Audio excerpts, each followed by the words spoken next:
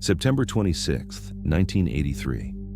About 80 kilometers south of Moscow, in an underground complex called Serpukhov 15, a night begins that will go unnoticed by almost the entire planet. On the surface, the air smells of rain and damp leaves. The moon reflects faintly over the pine forests. Underground, there are no seasons, no sky, no time. Only the constant hum of the fans, the clacking of electrical relays, and the flicker of thousands of lights on the control panels. The clock reads 00:15 hours. The duty officer, Stanislav Petrov, sits before a row of monitors that display data in phosphorescent green. Around him, a dozen technicians check screens, jot down figures, and watch the great luminous mural that represents the map of the Northern Hemisphere.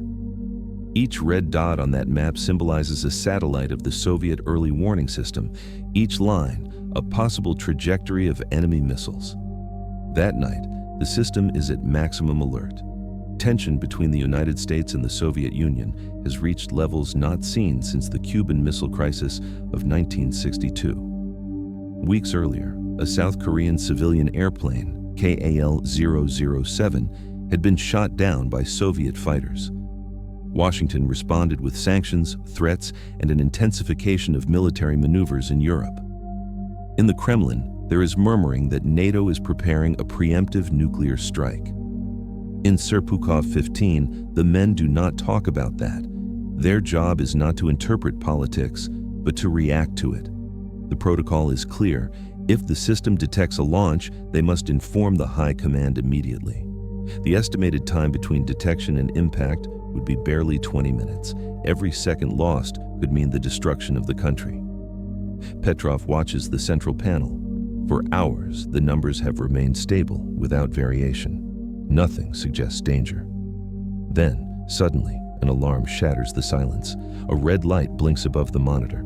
The system shows a word in capital letters in Cyrillic. Pusk. Launch. A ballistic missile has been detected leaving a base in the United States. The coordinates correspond to the state of Montana. The Oko satellite in geostationary orbit confirms the infrared flash of the launch. Petrov feels his heart pounding in his temples. By protocol, he must report immediately. A single call would be enough for the chain of command to activate the automatic nuclear response. The decision time is 5 minutes. 5 minutes to determine whether the world has gone to war. But before he picks up the phone, the alarm sounds again. A second red light, then a third, afterward a fourth and a fifth.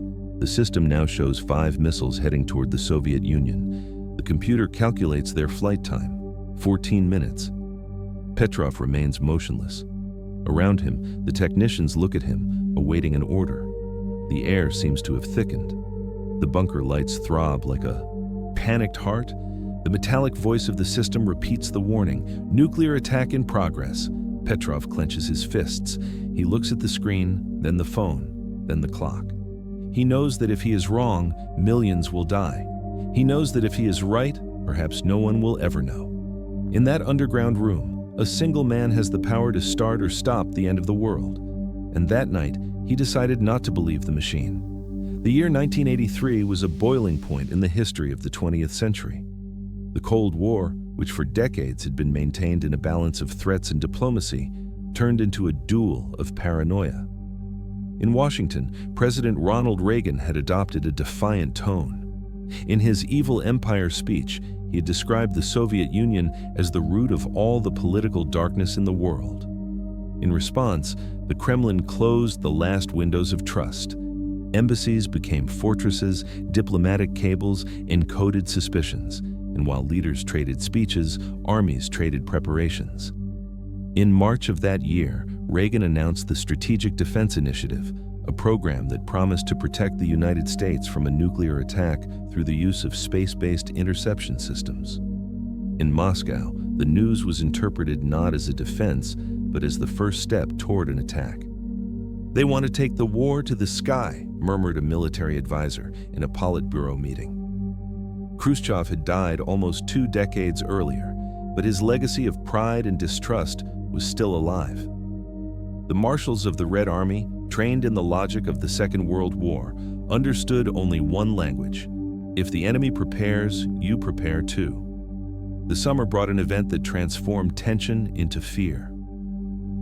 On September 1st, 1983, a South Korean civilian plane, flight KL-007, strayed from its route over the Pacific and accidentally entered Soviet airspace. Radars identified it as an American spy plane. Two Su-15 fighters took off from Sakhalin, intercepted it, and, after a confused order, opened fire. The 269 people on board died. Among them, a United States congressman. Within hours, the incident filled headlines around the world. Washington called the act barbaric. Moscow spoke of imperialist provocation. From then on, every Western move was observed as a possible prelude to disaster. In early November, NATO began the military exercise Able Archer, a routine simulation of nuclear attacks. But its scale and realism led the Soviets to believe it was a cover for a real strike. KGB intelligence services sent alarming reports. NATO nuclear forces are in the final preparation phase. In response, the Soviet Union put its strategic bombers on alert and mobilized units in East Germany and Poland. In the Kremlin's bunkers and offices, conviction grew. The West was not playing. State television spoke of provocations, of missiles aimed at Moscow, of armies moving to the borders of the Warsaw Pact. The rhetoric hardened. In the speech of September 7th, General Secretary Yuri Andropov warned, "Any attempt to attack us will be answered with the full power of our weapons." Behind those words, however, was a sick and frightened man, a leader who saw conspiracies in every foreign decision. The Soviet intelligence services knew that if American missiles were launched, they would take just 20 minutes to reach Moscow. 20 minutes to detect, confirm, and respond. 20 minutes between life and annihilation. Therefore, the early warning system had to react without error, without hesitation. The newly installed OCO satellites were the technological jewel that was supposed to guarantee the country's survival. But no one had foreseen that they could also fail. One night, in a closed-door meeting, a general staff officer uttered a sentence no one forgot. "The Americans do not need to fire to destroy us. They only need to make us believe they have." The words lingered like a warning. No one knew how close they were to becoming prophetic. That was the atmosphere enveloping the world the night Stanislav Petrov took his shift in Serpukhov 15. A planet divided between two ideologies, sustained by mutual fear, watched by computers incapable of doubt. Never since 1962 had the planet been so near the edge. For the Soviet High Command, the defense of the country no longer depended on armies or borders, but on time. 20 minutes. That was the only distance separating life on Earth from nuclear fire. In those 20 minutes, the early warning system had to see, analyze, and decide before any human being could even react. That is why, in the late 1970s, the Soviet Union decided to entrust its fate to machines. The project was called OKO, which in Russian means "I." It was a space surveillance system formed by a network of geostationary satellites orbiting over the Northern Hemisphere. Its mission was to detect in real time the launches of intercontinental missiles from the United States.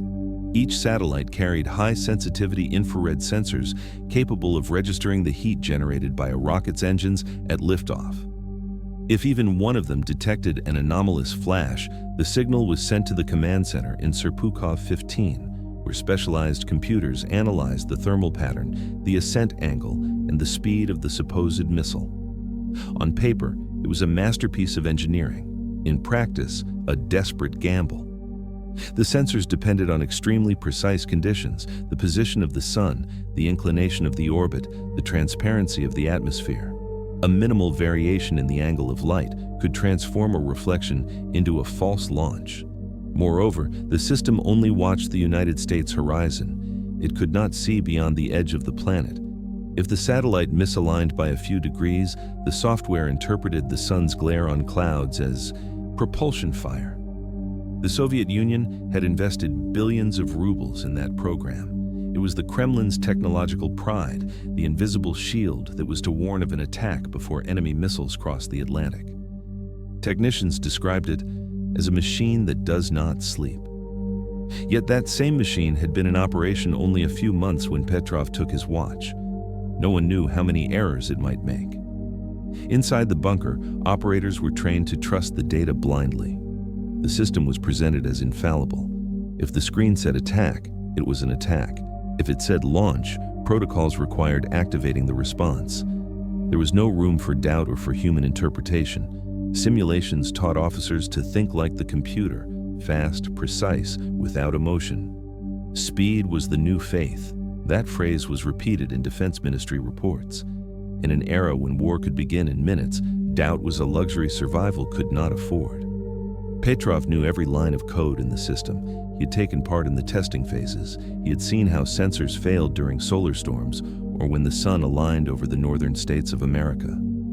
He knew that, despite its sophistication, OKO was not infallible. But in the Soviet military, to question a machine was to question the state. The Serpukhov 15 control center, where he worked, was the heart of the system. From there, the alerts, trajectory calculations, and direct communications with the general staff in Moscow were coordinated. Data traveled through armored cables underground, encrypted and sealed in layers of security. The flow was constant, unbroken. Each blink on the monitors could mean the beginning of the end. The OKO system had no feelings, no fear, no judgment, only numbers. And in an era dominated by distrust, those numbers were more believable than people. The world's fate had passed from human hands to algorithms, because if the machine said the enemy had launched, no one should doubt. Stanislav Yevgrafovich Petrov was born in 1939 in the far east of the Soviet Union, at a time when the entire country was learning to live under the weight of war. His father had been a fighter pilot during the Great Patriotic War. His mother, a military nurse in field hospitals on the Western Front. As a child, Petrov grew up listening to tales of heroism and sacrifice, but also of fear, confusion, and mistakes. Those stories shaped his view of the world. In his parents' accounts, the heroes were never those who obeyed without thinking, but those who knew when to stop. Unlike many officers of his generation, Petrov did not dream of flying or of rising through the military hierarchy. He wanted to understand how things worked. He studied engineering in Kyiv and then joined the Soviet Air Defense Force, not out of political vocation, but because that was where technology reached its highest limits. His comrades said he had the gaze of a scientist, not that of a soldier. In an army where obedience was a virtue, Petrov represented what was uncomfortable, the mind that doubts. During the 1970s, he worked as a technical analyst on defense automation projects. He participated indirectly in the development of the OKO early warning system. He knew its diagrams, its margins of error, its vulnerabilities. When he was reassigned to Serpukhov 15 as duty officer, it was not a prestigious post, but a routine, almost bureaucratic task. His job consisted of verifying the data arriving from the satellites and transmitting it up the chain of command. In theory, he was to be a machine within the machine. But Petrov did not quite fit that mold. He was methodical to the point of obsession, yet he had a dangerous habit in a rigid system, asking questions. If something did not seem logical, he said so.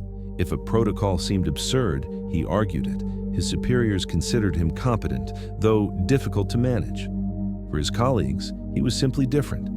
In an environment where orders were carried out without reply, he spoke of probabilities, of human errors, of technical failures. In an interview many years later, Petrov recalled, "I was not a hero. I was an engineer, a man accustomed to asking questions." That sentence defined his character and, unknowingly, his fate. His life outside the service was simple. He lived with his wife and 2 children in a modest apartment in Friazino, a Moscow suburb. His friends remembered him as a reserved man, with a light irony and a sense of duty more rational than patriotic. He had no political ambitions, nor did he seek medals. His faith, if it could be called that, was logic, and it was that logic that led him, almost by accident, to be in the place where no one wanted to be. On the night of September 26, 1983, another officer was supposed to take his post in Serpukhov 15, but a coincidence in the calendar changed the shifts at the last minute. Petrov agreed to replace him without thinking too much about it. Years later, when journalists asked him whether he believed in destiny, he answered with a tired smile, "No, I believe in planning errors."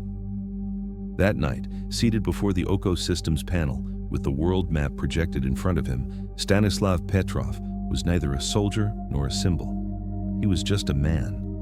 A meticulous, skeptical man who understood all too well how machines worked and how little they should be trusted.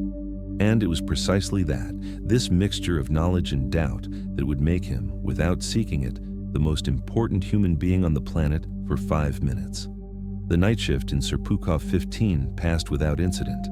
The bunker's yellowish lights gave the air a permanent tone of vigil, and the electric hum of the consoles kept company with the men who had spent hours staring at unchanging screens.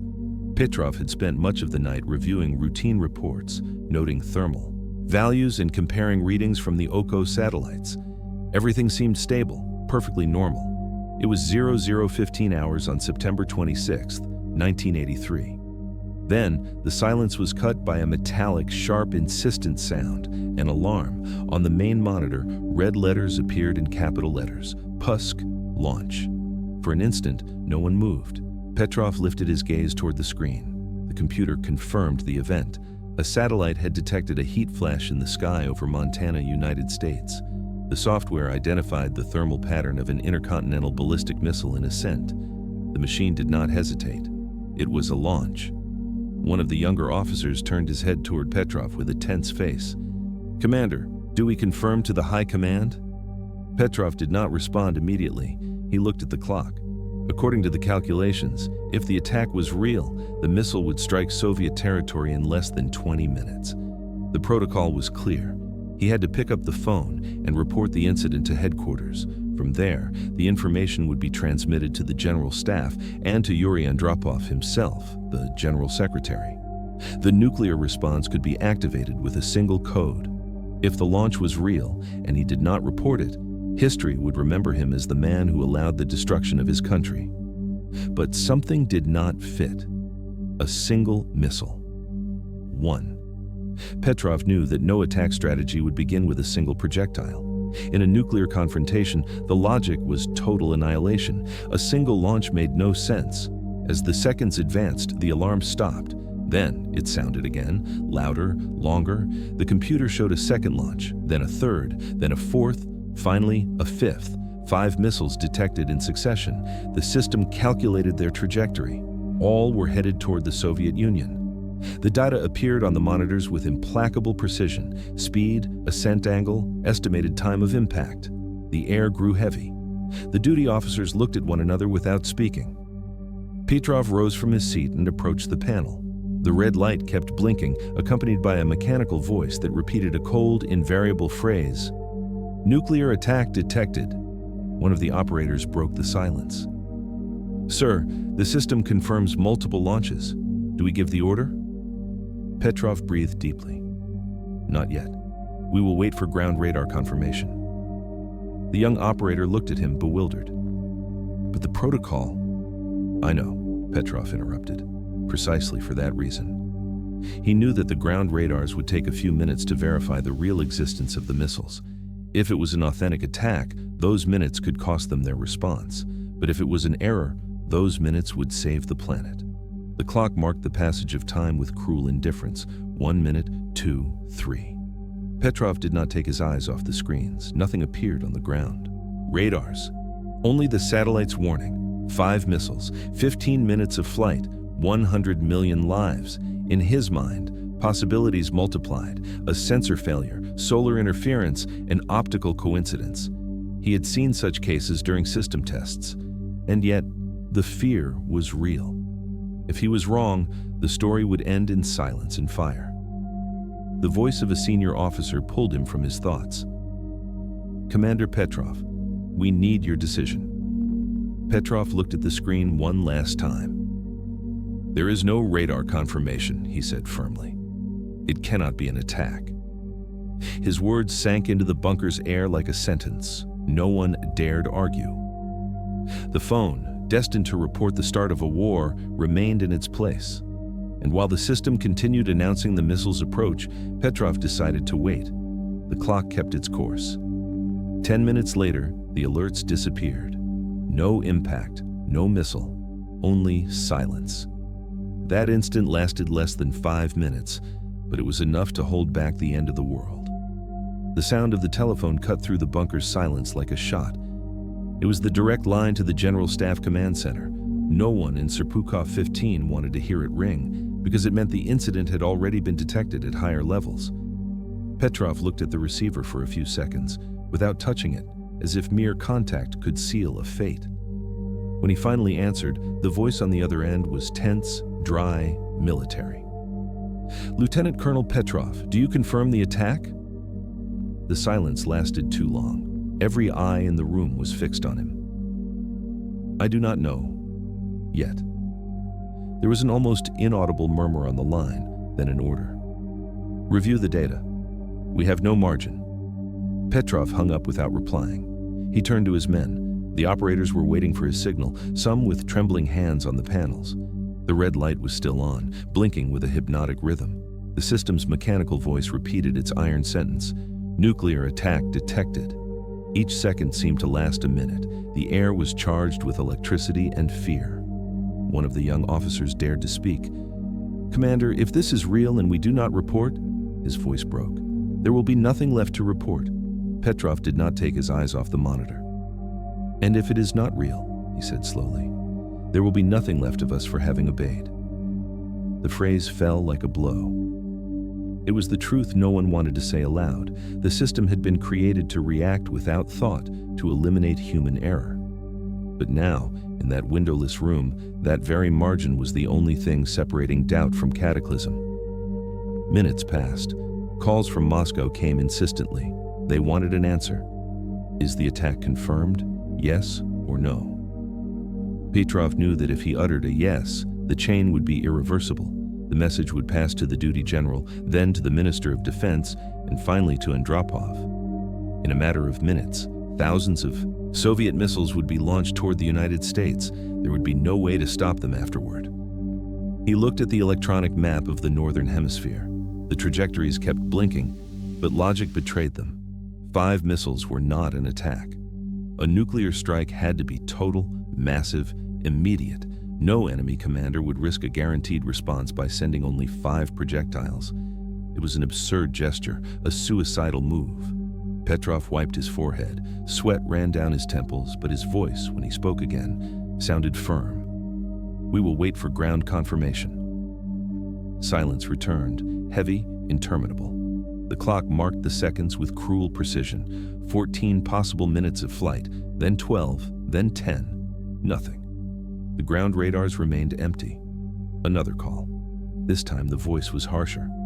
"Lieutenant Colonel, I repeat, is there a confirmed attack?" Petrov took a deep breath. "Negative. Without radar confirmation, it is not an attack." He hung up. In the room, no one moved. Some looked at him in astonishment, others in disbelief. They knew he had just broken the most sacred protocol of Soviet defense. If he was wrong, history would remember him as the man who condemned his country. If he was right, no one would remember him at all.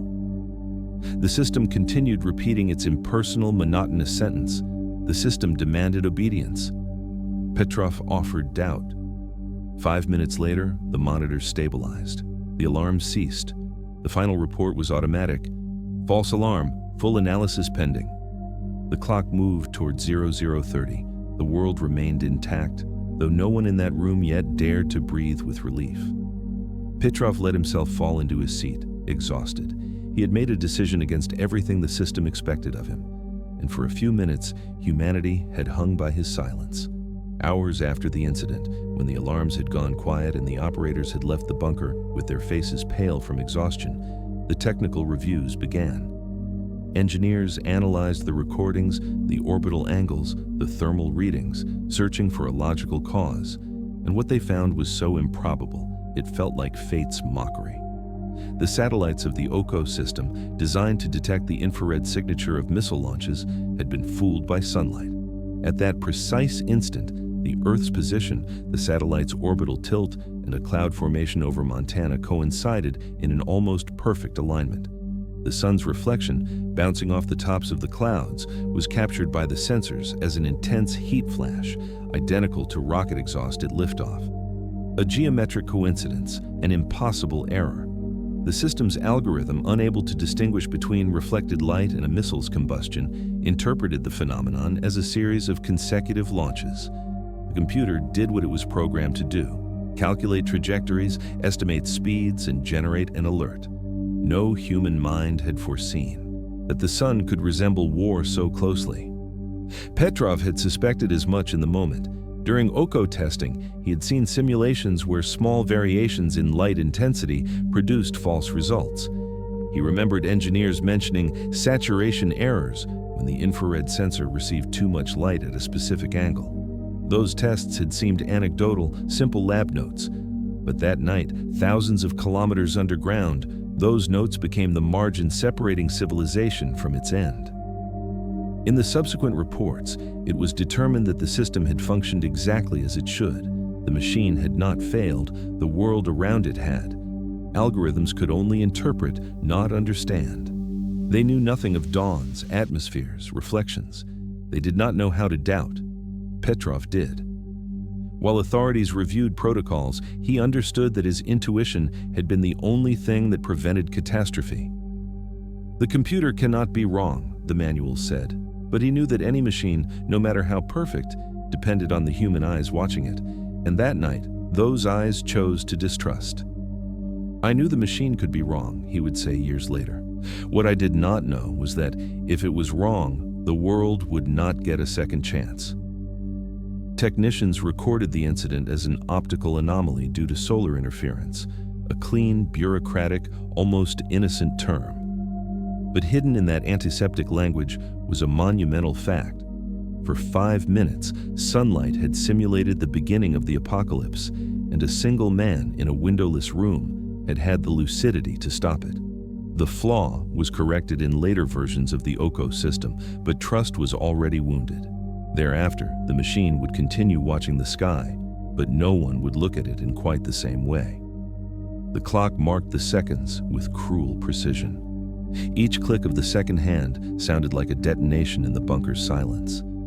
The men on duty kept staring at the screens with a mixture of incredulity and fear, not knowing whether they were witnessing a technical failure or the beginning of the end of the world.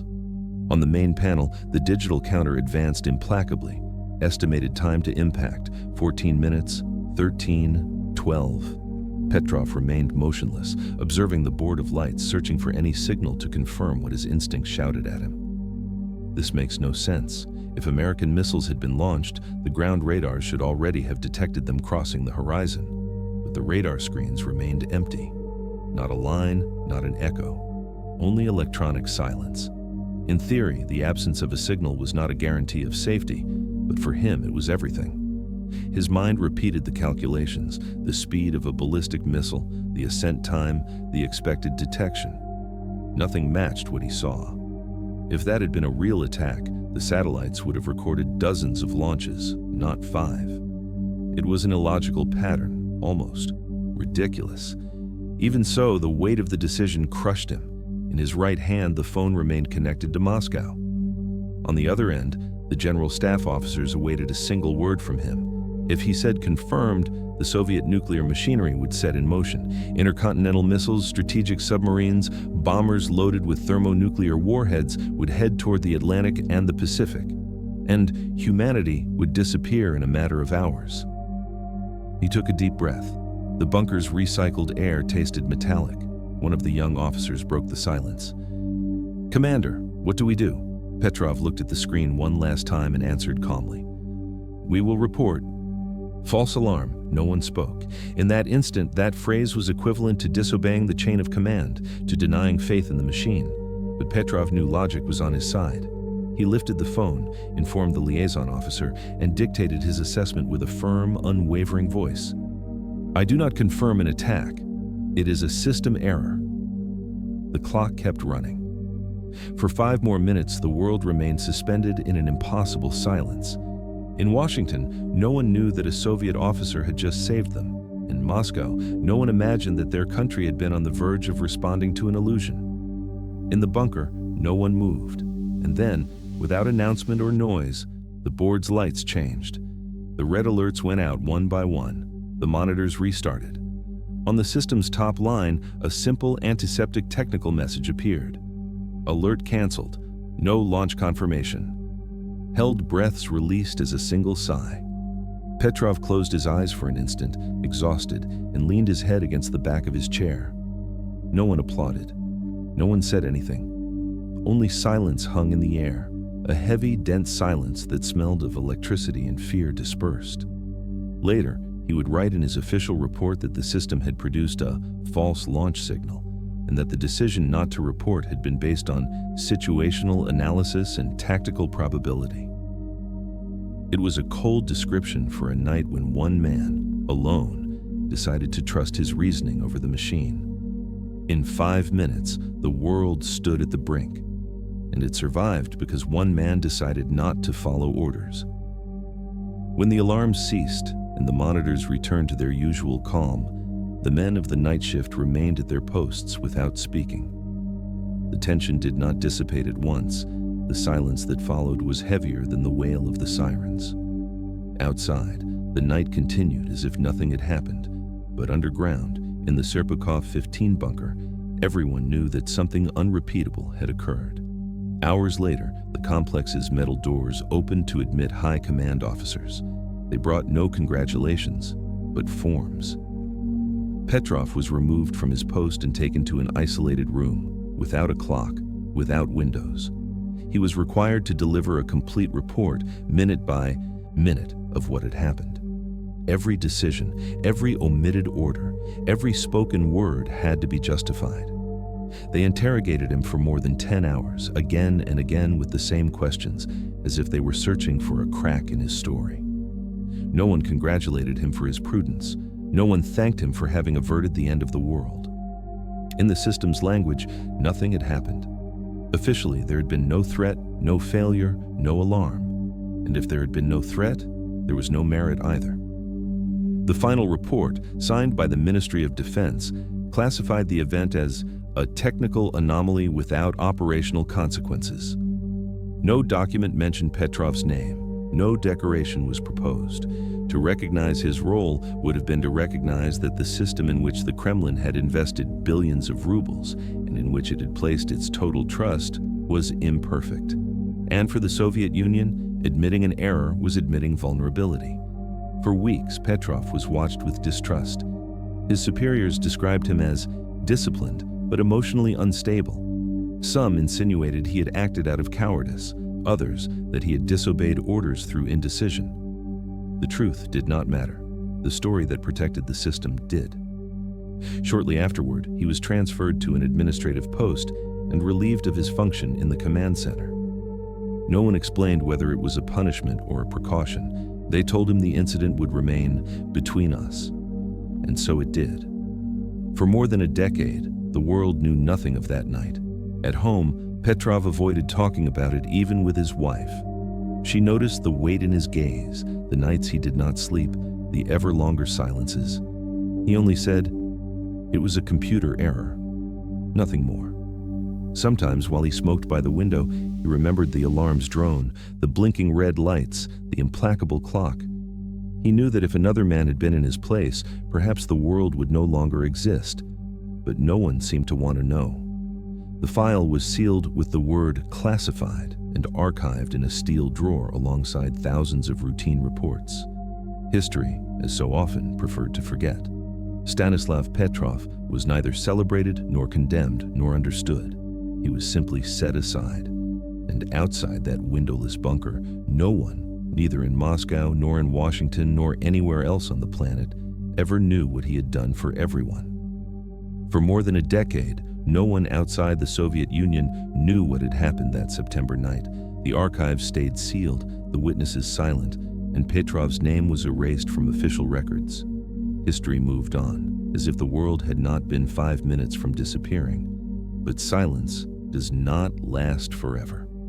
In the early 1990s, with the dissolution of the Soviet Union, a new generation of journalists and analysts began to dig among the remains of the old military apparatus. It was then that a retired colonel mentioned almost casually that in 1983, a low-ranking officer had disobeyed the computer and prevented a nuclear catastrophe. The claim seemed so improbable that no one believed it at once, but when documents began to be declassified, the pieces fell into place. The Western world discovered with astonishment that, in the middle of the Cold War, humanity's fate had depended on an individual decision. No order, no committee, no red code, just a man who decided not to obey. United States intelligence reports, reviewed after the Soviet collapse, confirmed that there had been no launch from their silos in Montana that night. The Soviet system's alarm had been triggered by an optical phenomenon, an imperfection of the sun. Defense agencies on both sides analyzed the incident with alarm. In Washington and Moscow, experts agreed for the first time on something. The world had been lucky. Far too lucky. The possibility that a technical error could provoke a global war was more real than anyone had wanted to admit. As a result of that discovery, new measures of direct communication between nuclear powers were implemented.